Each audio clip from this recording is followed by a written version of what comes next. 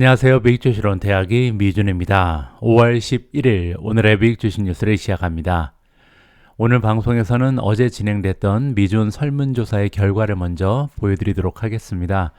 어제 방송에는 유난히 인공지능 관련된 기사가 많이 있었죠. 그 중에 30년간 단 한 해도 마이너스 수익률을 거둔 적이 없는 전설적인 투자자 스탠리 드랭켄밀러는요, 엔비디아 그리고 마이크로소프트의 인공지능의 미래를 보고 투자하고 있다 이렇게 밝혔고요. 또한 챗 GPT를 개발한 오픈 AI의 CEO는요, 의외로 메타가 최고의 인공지능 기업이 될 가능성이 있다라면서 그의 개인적인 의견을 제시한 바가 있습니다. 그래서 제가 미준 패밀리 분들께서 생각하시는 최고의 인공지능 수혜주는 어떤 기업인지 여러분들의 의견을 좀 여쭤봤는데요. 그 결과가 나왔습니다. 총 4,100분이 넘는 분들께서 이번 설문조사에 응해 주셨습니다. 그 중에서 마이크로소프트를 선택하신 분이 27%고요. 엔비디아가 50%를 획득했습니다. 메타 플랫폼즈에 베팅하신 분은 5%에 불과했고요. 구글을 선택하신 분들은 16%, 아마존은 2% 득표하는 데 그쳤습니다. 따라서 결과적으로 지금 현재 미준과 함께 해주시는 투자자분들께서는 엔비디아의 미래에 대해서 굉장히 긍정적으로 생각을 하신다. 아무래도 이제 어떤 기업이 인공지능의 미래를 이끌어 나가든지 엔비디아가 생산하고 있는 GPU가 꼭 필수적이다. 이러한 투자의 논리가 깔려 있는 것 같습니다. 자, 어쨌든 어제 4,000분이 넘는 분들께서 참여를 해주셨는데요. 여러분들의 참여와 관심에 다시 한번 감사의 말씀을 드리고 싶습니다. 자, 그러면 5월 11일 준비된 오늘의 미국 주식 뉴스 바로 시작합니다. 오늘 방송에서도 첫 번째 기사는요, 인공지능에 관련된 이야기를 좀 해볼까 합니다. 제가 이틀 전에 올려드린 이 가운데 기사 제목을 보시면요, 세 번째 구글의 주가 향방은 내일 결정됩니다 라는 기사 내용이 있었습니다. 자, 실제로 어제 구글의 주가 향방을 보면요, 4% 정도 급등한 추세를 보이고 있는데요. 그만큼 굉장히 중요한 일이 있었다, 호재가 발생했다, 이렇게 우리가 기대를 해볼 수가 있겠죠. 자, 그래서 오늘 첫 번째로 준비된 기사는요, 구글의 연간 행사 I.O. 컨퍼런스에 대한 이야기를 좀 나눠볼까 합니다. 구글은 매년 개발자들을 모셔다 놓고요. 그들이 만들고 진화시키고 있는 다양한 테크놀로지에 대한 이야기를 개발자들과 나눌 수 있는 중요한 미팅, 컨퍼런스를 개최를 하는데요. 자, 올해 컨퍼런스는 굉장히 많은 관심을 받을 수밖에 없었죠. 왜냐하면 지금 구글이 인공지능의 선두 자리를 뺏기느냐, 지금이라도 마이크로소프트를 따라잡을 수 있는가, 이러한 다양한 이슈들이 제기되고 있는 상황이잖아요. 따라서 어제 개최되었던 구글의 I.O. 행사는 굉장히 많은 투자자들의 관심 대상이었습니다. 자, 그리고 구글의 주가가 4% 넘게 급등했다는 것은요, 어제 행사에서 비교적 다양한 호재들이 발생했다, 이렇게 우리가 예상을 해볼 수가 있는 거겠죠. 자, 그래서 제가 CNBC 프로 기사를 통해서 어제 행사 컨퍼런스를 통해서 발표된 내용들을 여러분들께 좀 전달을 해드리고 싶었는데요. 문제는 그 분량이 너무나 방대합니다. 자, 한번 보시죠. 얼마나 많은 내용들이 여기 나와 있는지. 어제 구글이요, 굉장히 욕심을 많이 낸 것 같습니다. 최근 들어서 이제 구글의 위상이 조금 약해졌잖아요. 그래서 좀 욕심을 내는지 너무나 많은 테크놀로지 그리고 다양한 업데이트 소식을 어제 투자자들과 그리고 개발자들과 함께 공유를 했거든요. 자, 그래서 이 기사를 여러분들과 공유하기 위해서는 제가 따로 영상을 만들거나 아니면 오늘의 미국 주식 뉴스는 그냥 구글 얘기만 해야겠다, 이런 생각을 가지게 될 정도로 정말 다양한 테크놀로지의 단면을 어제 살펴볼 수 있는 소중한 컨퍼런스가 개최가 됐습니다. 자, 그래서 제가 어떻게 해야 되나, 오늘의 미국 주식 뉴스를 그냥 구글 얘기만 하고 말까, 이런 생각을 하다가요, 아이디어 하나가 떠올랐습니다. 바로 구글이 자랑하는 자연어 처리 모델 인공지능 바드를 활용하는 건데요. 제가 방송을 통해서 몇 번 보여드린 것처럼 바드는 사실 최근까지도 영어 이외의 다른 언어로 소통이 불가능했었습니다. 자, 그런데 보시는 것처럼 오늘부터는요, 바드가 드디어 한국어를 구사할 수 있게 됐다. 굉장히 반가운 소식을 먼저 전해드릴 수가 있을 것 같고요. 자, 오늘 제가 바드에 접속을 했더니 모든 메뉴가 이미 한국어로 바뀌어 있었습니다. 왜냐하면 이제 구글이 제가 한국 사람인 걸 알고 있잖아요. 자, 그래서 요청하지 않았는데 모든 메뉴를 이미 세팅을 바꿔서 한국어로 표시해주고 있었고요. 자, 그래서 제가 이제 아침에 들어가서 바드야 안녕 얘기하고요, 인사를 나눈 이후에 어제 구글이 I.O. 컨퍼런스에서 발표한 내용을 정리해달라고 요청을 했습니다. 자, 그랬더니 여러 가지 다양한 정보를 여기에 써줬더라고요. 자, 그런데 이제 제가 여기에 만족을 못하고요, 기사 내용에서 이제 가장 중요한 하이라이트가 이게 있는데 여기에 대한 서머리를 좀 전해달라라고 요청을 했습니다. 자, 그랬더니 여기 깔끔하게 정리를 해줬고요. 자, 그래서 한국어로 그러면 번역을 해달라, 이렇게 이렇게 요청을 또 했습니다. 자, 그랬더니 보시는 것처럼 다양한 주제에 대한 하이라이트를 여기에 정리를 해줬거든요. 자, 여기에 만족하지 않고 제가 하나의 요청을 더 했거든요. 테이블로 표로 좀 정리를 해달라 이렇게 요청을 했더니 보시는 것처럼 깔끔한 표로 어제 있었던 하이라이트를 저를 위해서 번역을 해줬고 또 정리까지 해줬습니다. 자, 그래서 오늘은요, 아까 보셨던 그 긴 기사를 함께 읽어볼 필요가 없고요, 바드의 도움을 받아서 여기에 나와 있는 하이라이트만 점검을 하면 될 것 같습니다. 자, 첫 번째 기능, 발표된 기능은요, 팜2입니다. 팜2에 대해서는 제가 방송을 통해서 이미 말씀드린 것처럼 자연어 처리 모델 두 번째 업그레이드 버전이다 이렇게 보시면 되겠죠. 한번 읽어보시죠. 구글 AI의 새로운 대규모 언어 모델로 라지 랭귀지 모델을 얘기하는 거죠. 이전 버전보다는 10배 더 큰 540억 매개 변수를 갖추고 있습니다. 텍스트를 생성하고 언어를 번역하고 다양한 종류의 창의적인 콘텐츠를 작성하고 귀하의 질문에 유익한 방식으로 답변할 수 있습니다. 라고 설명을 해주고 있습니다. 자, 두 번째로 소개된 기능은요, Gmail용 새로운 AI 작성 도구, 인공지능 작성 도구입니다. 자, 여기에 대한 설명을 한번 읽어보시죠. 문법, 맞춤법 및 스타일에 대한 제안을 통해서 더 나은 이메일을 작성하는 데 도움이 됩니다. 또한 AI를 사용하여 이메일 컨텐츠를 생성할 수 있습니다. 라고 나와 있습니다. 자, 여기에 대해서는 쉬운 예를 하나 드리면 좋을 것 같은데요. 우리가 이제 이메일을 작성할 때 친구들하고 주고받는 이메일은 그냥 대강 캐주얼하게 써서 보내면 되죠. 자, 그런데 중요한 이메일을 작성할 경우가 많이 있습니다. 특히 이제 비즈니스용의 이메일을 작성하거나 아니면 중요한 사람한테 보내는 공식적인 이메일 같은 경우는 신경을 많이 써야 되잖아요. 따라서 상당히 많은 노력과 시간이 소요될 가능성이 높죠. 자, 이럴 때 우리가 AI, 인공지능의 도움을 받을 수 있다. 이렇게 이해하시면 될 것 같습니다. 뭐 예를 들어서 일자리를 찾고 있는 사람이 이제 인터뷰를 위해서 이메일을 보내는 경우가 있잖아요. 자, 그럴 때는 뭐 인터뷰를 하기 위해서 인터뷰의 날짜라든지 시간을 조정하기 위해서 이메일을 보내고 싶은데 어떻게 하면 좋은지 써줘. 이러면 이제 인공지능이 깔끔하게 굉장히 정중한 이메일을 여러분들 대신 프로페셔널하게 써줄 수 있다. 이렇게 이해하실 수가 있습니다. 따라서 다양한 상황에 맞춰서 다양한 형태의 이메일을 여러분들이 이제 직접 쓰실 필요가 없고요. 인공지능 비서를 이용해서 작성할 수 있는 그런 툴이 마련됐다. 이렇게 설명드리면 좋을 것 같습니다. 자, 세 번째는 구글 맵용 몰입형 보기입니다. 자, 이 부분에 대한 설명은요, 도시를 3D로 탐색할 수 있는 새로운 기능이 들어갔다고 하고요. 조감도에서 랜드마크, 건물, 거리를 볼 수 있으며 실시간으로 걸어다니면서 탐색할 수 있는 기능이 탑재가 됐다. 이렇게 설명이 되어 있습니다. 자, 다음은 지금 우리가 사용하고 있는 바드 챗봇에 대한 업데이트 소식입니다. 이제는 시도 쓸 줄 알게 됐고요. 그리고 코드도 작성할 수 있고 스크립트나 음악 작품, 이메일 편지, 이러한 다양한 창의적인 텍스트 형식의 컨텐츠를 생성할 수 있는 기능이 포함됐다라고 합니다. 나중에 이 부분에 대해서는요, 제가 좀 이것저것 해보고 여러분들께 새로운 기능을 소개해드릴 수 있는 기회를 마련해 보도록 하겠습니다. 자, 다음에 발표된 내용도 굉장히 중요한데요. 어제 발표된 내용에 따르면 구글의 AI, 인공지능이 드디어 다큐먼트 쉿 그리고 슬라이드에 제공된다라는 업데이트 소식입니다. 자, 이게 무슨 얘기냐면요, 앞으로는 인공지능을 이용을 해서 문서라든지 스프레드शी트, 프레젠테이션을 더 쉽게 만들 수 있다라고 나와 있고요. AI는 정보 찾기, 텍스트 요약, 그리고 차트나 그래프 같은 것도 직접 만들어준다. 이렇게 이해해 볼 수가 있습니다. 이 부분은요, 코파일럿 여러분들 기억하실 겁니다. 마이크로소프트의 365에 들어가 있는 인공지능 코파일럿과 정확하게 같은 기능이 드디어 구글의 AI를 통해서 구현이 된다. 이렇게 살펴보실 수가 있고요. 자, 다음은 구글은 제너레이티브 AI를 통해서 서치에 제공합니다. 이 부분이 키 하이라이트죠. 지금까지는 이제 구글 검색 엔진에는 인공지능 채팅 기능이 없었잖아요. 그런데 이제 드디어 인공지능이 검색 엔진에 들어간다. 이렇게 보시면 되겠죠. 자, 지금부터는 구글의 하드웨어 업데이트 소식입니다. 첫 번째 하드웨어는요, 구글의 픽셀 7a 드디어 저가형 휴대폰이 출시가 된다라고 이해가 가능합니다. 6.1인치 디스플레이를 가지고 있고요. 이름은 픽셀 7a다. 이렇게 보시면 되고요.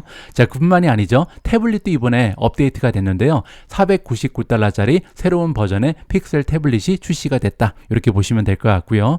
자, 그리고 1799달러짜리 픽셀 폴드폰이 드디어 출시가 된다. 보시는 것처럼 7.6인치 내부 디스플레이 그리고 5.8인치 외부 디스플레이를 갖춘 구글의 최초 폴더폰이 드디어 출시가 됐다. 이렇게 내용이 정리되고 있습니다. 자, 여기 나와 있는 것처럼요, 어제 하루 동안 정말 다양한 업데이트가 발표가 되면서 구글의 주가가 탄력을 받고 있다. 드디어 이제 구글이 그 능력을 발휘하기 시작하는구나 라고 주주 입장에서는 굉장히 흐뭇한 기분을 가질 수가 있었습니다.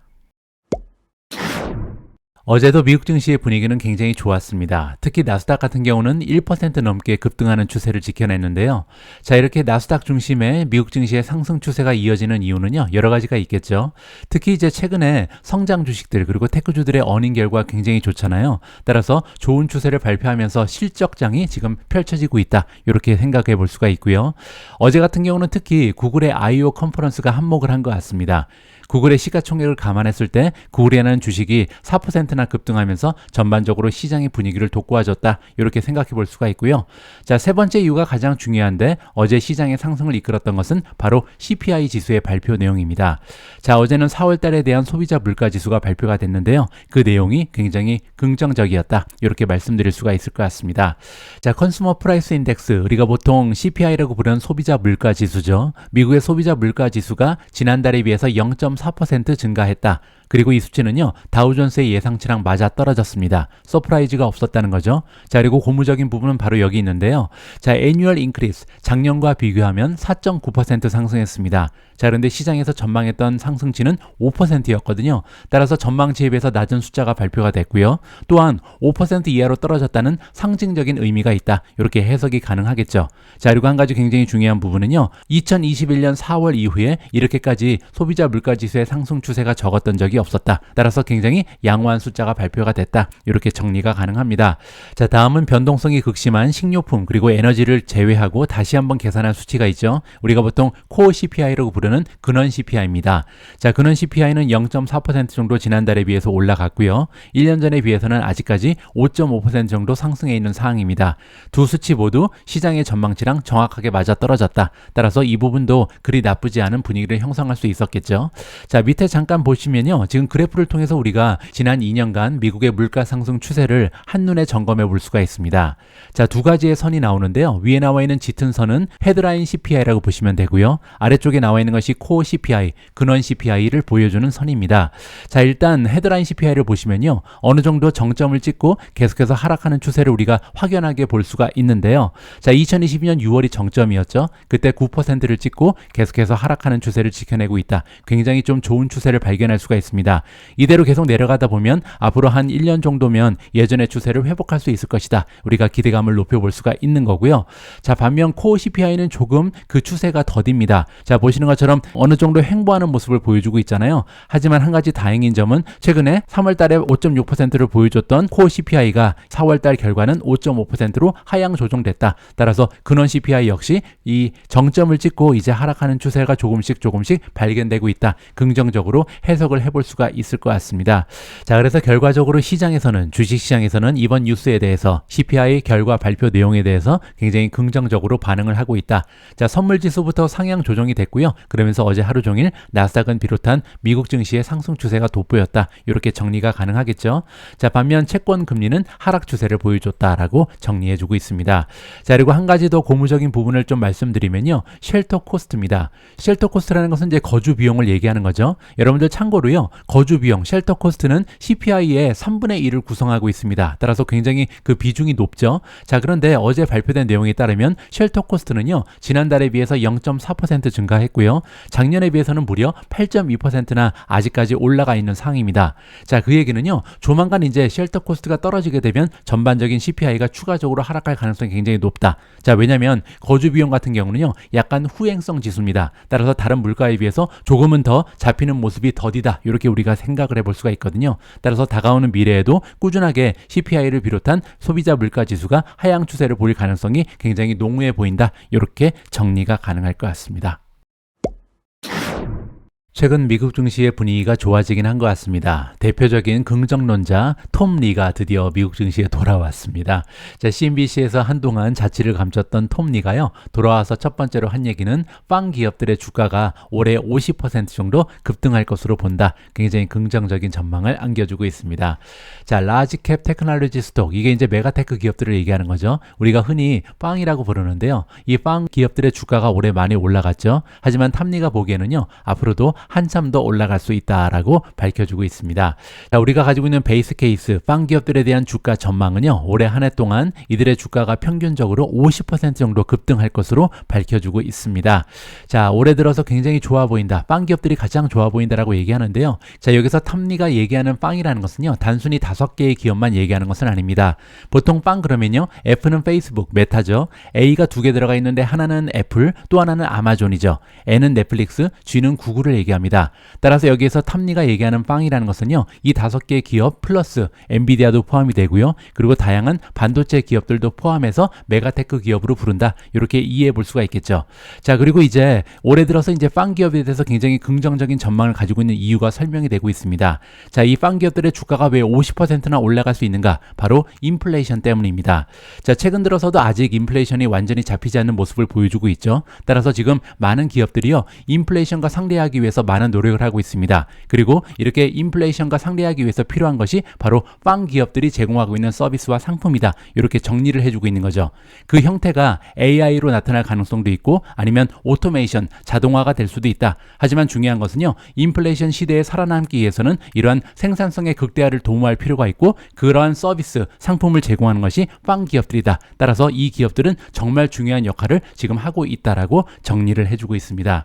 자, 그래서 여러분들은 말할 수 없다라고 얘기합니다. 무슨 얘기냐면요, 최근 들어서 이제 빵의 시대는 끝났다, 이렇게 얘기하는 투자자들이 많이 있는데 그렇지 않다는 거죠. 왜냐면 그들이 만들고 있는 상품에 대한 수요는 줄어들지 않을 것이다, 사라지지 않을 것이다 라고 얘기하고요. 오히려 이 빵 기업들이 제공하는 서비스와 상품에 대한 수요는 계속해서 성장할 가능성이 높다. 그리고 더 중요한 것은요, 그들은 아직 경쟁 기업이 없다라고 밝혀주고 있습니다. 따라서 과거 10년 넘게 독식을 해왔던, 시장을 완전히 잠식해왔던 이들의 상품, 경쟁력은 앞으로도 계속해서 이어질 것이다. 이러한 의견을 제시하고 있는 거죠. 자, 그래서 결론적으로요, 그들은 이제 미래에도 계속해서 순이익을 높여나갈 수 있는 능력이 오히려 향상되고 있다. 그렇기 때문에 결론적으로 그들의 P라는 것은 이제 밸류에이션을 얘기하는 거죠. 지금의 밸류에이션에서 오히려 더 확장될 가능성이 높다. 멀티플이 지금 수준에서 더 올라갈 가능성이 높다라고 그의 의견을 밝혀주고 있습니다. 바로 앞에서 살펴본 기사 내용에 따르면요, 톰리라는 전문가는 올 한 해 동안 메가테크 기업들의 주가 흐름이 굉장히 좋을 것이다 라는 전망을 내놓고 있습니다. 뭐 예를 들어서 빠망이라든지 그 외에 반도체 기업들의 주가가 평균적으로 50%는 상승할 수 있다. 굉장한 전망을 내놓고 있는데요. 자, 실제로 올해 들어서 YTD 실적을 보시면 주가의 흐름이 그보다도 좋은 종목이 여러 개가 보입니다. 자, 여기 보시면 YTD 1월 1일부터 지금까지 주가 흐름이 나와 있는데요. 엔비디아 같은 경우는 무려 97.6% 올라가 있는 상황이고요. 메타 플랫폼즈는 93.68% 올라갔습니다. 자, 테슬라는 최근 들어서 하향 추세를 보임에도 불구하고 36.8% 상승해 있는 상황이고요.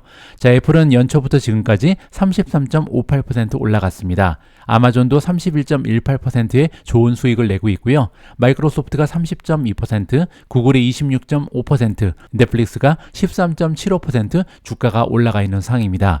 따라서 앞으로 지금 현재 5월 달이기 때문에 12월까지 어떤 종목이 어느 정도의 수익을 추가적으로 낼 수 있을지, 이 부분이 이제 투자자 입장에서는 굉장히 궁금해지잖아요. 자, 이 대목에서 우리는 밸류에이션을 좀 살펴볼 필요가 있을 것 같습니다. 지금 현재 그들이 만들어내고 있는 순이익에 비해서 멀티플이 어느 정도 성장해 있는지, 이 부분을 우리가 좀 체크할 필요가 있겠죠. 자, P 레이시오 포워드를 한번 보도록 하겠습니다. P 레이시오 포워드라는 것은요, 앞으로 다가오는 1년 동안 만들어낼 것으로 기대되는 순이익에 비해서 시가총액이 몇 배 정도 올라가 있는지, 이 부분을 측정하는 거잖아요. 자, 보시는 것처럼 P 레이시오 포워드를 보면 구글이 가장 안정적인 모습을 보이고 있습니다.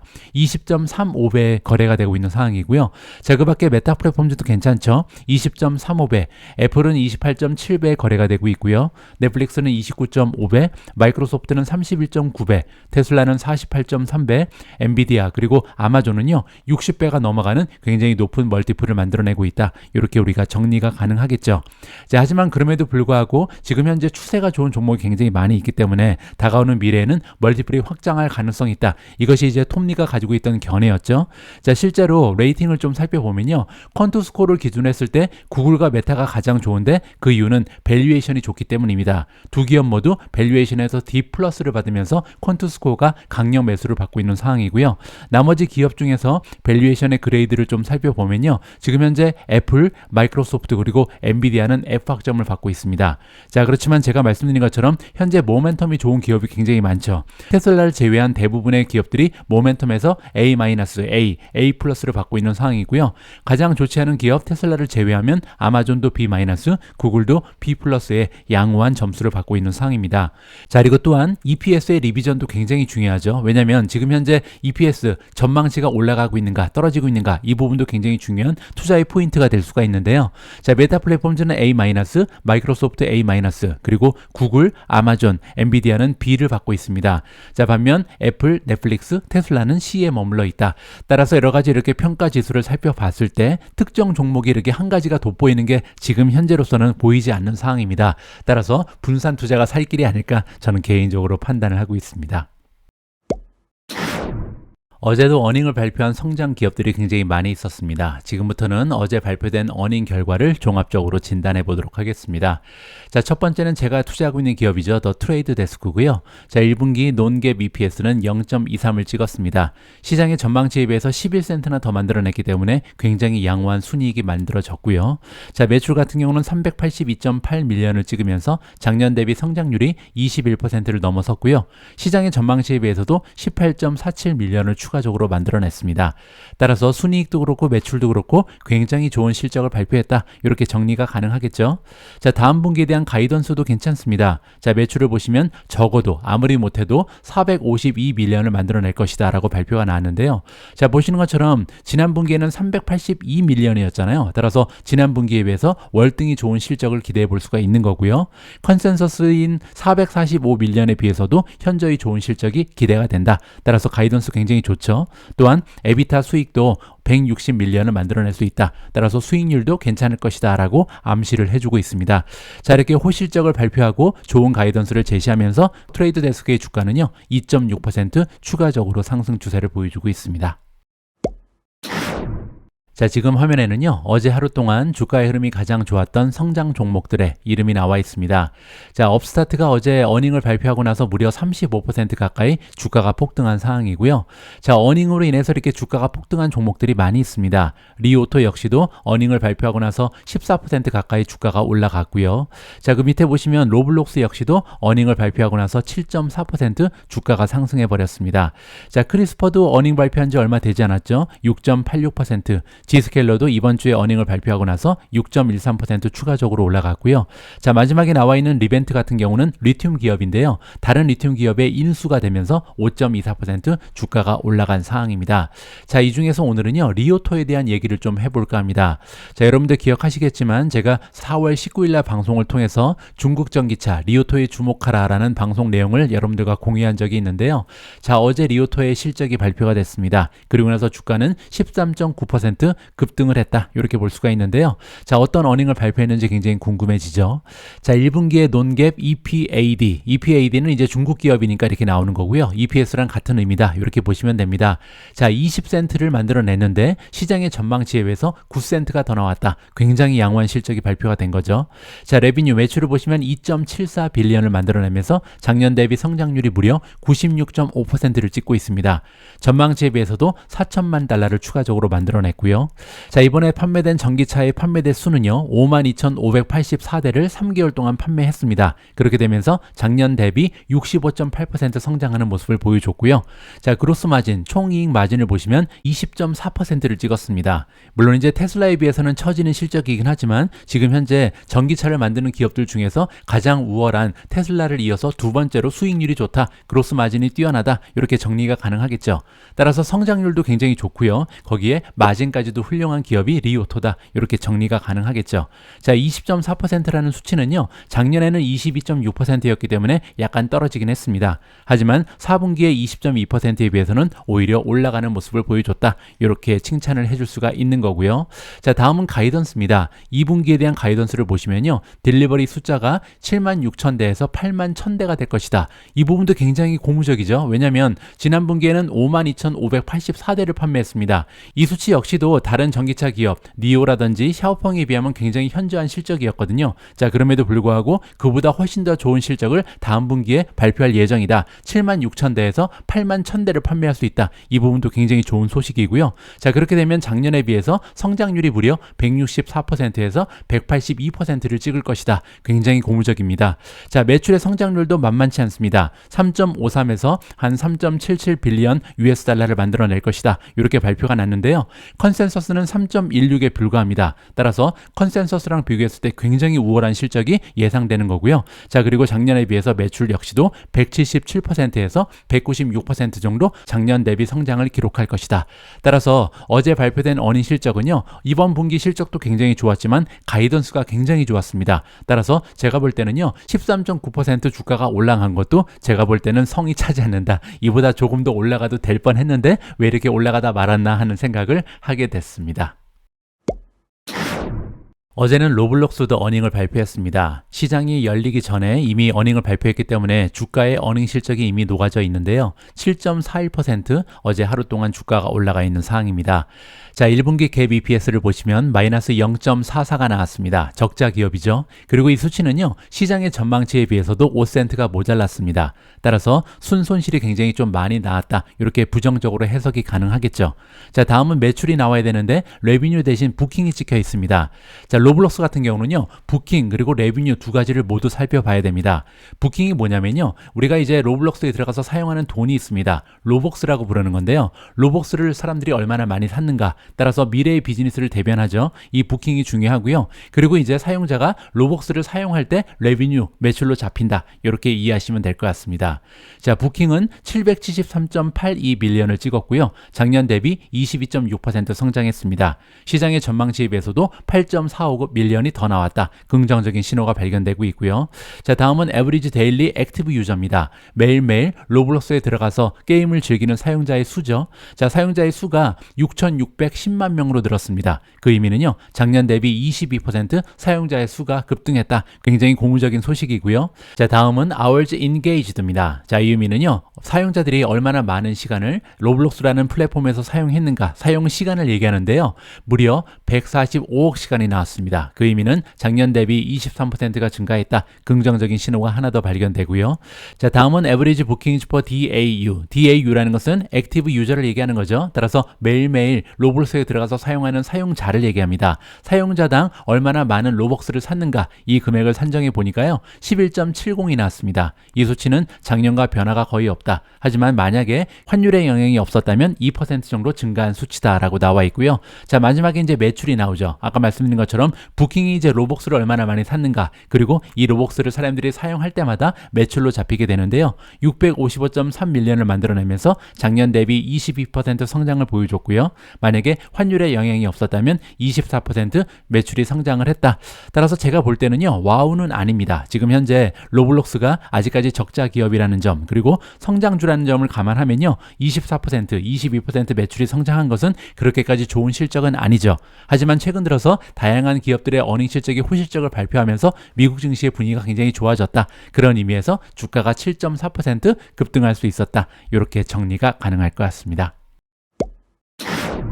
자, 오늘 마지막으로 준비된 기사 역시 어닝 결과입니다. 자, 오늘 마지막으로 살펴볼 어닝 결과는 유니티 소프트웨어에서 나왔고요. 자, 유니티 같은 경우는 어제 미국 증시가 마감된 이후에 어닝 결과를 발표했고요. 보시는 것처럼 주가가 9.53% 급등 추세를 보여주고 있습니다. 제가 볼 때는요, 충분히 9.5% 이상 올라갈 수 있는 자격이 있다. 이렇게 판단이 됩니다. 그만큼 좋은 실적이 나왔는데요. 직접 한번 확인을 해보시죠. 자, 1분기의 갭 EPS를 보시면 마이너스 0.67이 보고가 됐습니다. 아직까지 적자 기업이죠. 하지만 시장의 전망이 에서 3센트가 더 나왔고요. 자, 매출이 굉장히 좋았습니다. 500.36 밀리언을 보고하면서 작년 대비 성장률이 무려 56.3%를 찍었습니다. 시장의 전망치에 비해서도 20.53 밀리언이 추가적으로 나왔고요. 자, 다음은 에비타 수익입니다. 유니티는 아직 적자 기업이라고 말씀을 드렸죠. 하지만 세금이라든지 이자 그리고 감가상각을 제외하기 전에 에비타 수익은 32 밀리언 흑자를 보여줬고요. 가이던스는 7에서 12 밀리언에 불과했습니다. 따라서 3개월 전에 제시했던 가이던스에 비해서 굉장히 좋은 에비타 수익을 보고를 했고요. 자, 이 수치는 지난 1년 전에 비해서는 55 밀리언이 늘어났다. 그 얘기는 뭐냐면요. 1년 전에는 에비타 수익이 마이너스였다는 얘기죠. 마이너스 23밀리언에서 플러스 32밀리언으로 전환을 했다. 굉장히 좋은 추세를 만들어냈고요. 자, 다음은 다음 분기, 2분기에 대한 가이던스인데요. 일단 매출에 대한 가이던스를 보시면 510에서 520밀리언을 만들어낼 수 있다. 그렇게 되면 컨센서스는 502에 불과하기 때문에 다음 분기에도 가뿐하게 시장의 전망치를 넘어서는 멋진 실적이 발표가 될 것이다. 이렇게 지금 얘기하고 있는 거죠. 자, 그리고 작년과 비교하면요. 무려 72%에서 75% 정도 매출이 성장할 수 있다라고 밝혀주고 있습니다. 자, 에비타도 보시면 50에서 60밀리언 정도의 에비타 수익을 보고할 수 있다라고 얘기하고 있는데요. 이번 분기에 32밀리언이었죠. 따라서 다음 분기에는 거의 100 가까이 에비타 수익이 증가할 것이다. 그리고 작년에는 마이너스 38밀리언이기 때문에 작년 대비해선 거의 80에서 90밀리언 정도 추가적인 에비타 수익을 만들어낸다. 굉장히 고무적인 소식입니다. 자, 그리고 1년 전체를 봐서도요. 매출의 실적이 2.08에서 2.2 빌리언 정도를 찍을 수 있다고 밝혀줬는데요. 컨센서스는 2.12입니다. 따라서 올 한 해 컨센서스를 넘어서는 좋은 매출의 실적을 발생시킬 것이다. 이렇게 얘기하고 있고요. 작년 대비 성장률은 최소 50%에서 58% 정도 기대하고 있다라고 얘기합니다. 자, 그리고 에비타 수익을 올해 한 해 동안 250에서 300밀리언 정도 만들 수 있다라고 얘기하고 있고요. 자, 마지막으로 2024년 내년 말 정도가 되면 에비타 수익의 런 레이시 드디어 1 빌리언을 찔 것이다. 그 얘기는 뭐냐면요. 한 분기 동안 만들어내는 에비타 수익이 드디어 250 정도를 찍을 것이다. 굉장히 많은 폭으로 에비타 수익이 증가할 것을 예고하고 있습니다. 따라서 이렇게 굉장한 실적과 가이던스를 발표하면서 유니티 소프트웨어의 주가가 9% 가까이 급등하고 있다. 이렇게 정리를 해드리겠습니다. 5월 11일 보내드린 오늘의 미국 주식 뉴스는 여기까지입니다. 오늘 방송도 끝까지 함께해 주신 분들께 감사의 말씀을 다시 한번 드립니다. 그리고 저와 제 와이프가 운영하고 있는 글로벌 노마드 패밀리 채널에요. 하나의 새로운 영상이 방금 전에 올라갔습니다. 많은 분들의 클릭을 부탁드리고 싶고요. 저는 내일 참신한 기사 잔뜩 모아서 다시 인사드리겠습니다. 우리 모두가 미국 주식 투자로 은퇴하는 그날까지 다 함께 화이팅입니다. 행복한 하루 되세요. 감사합니다.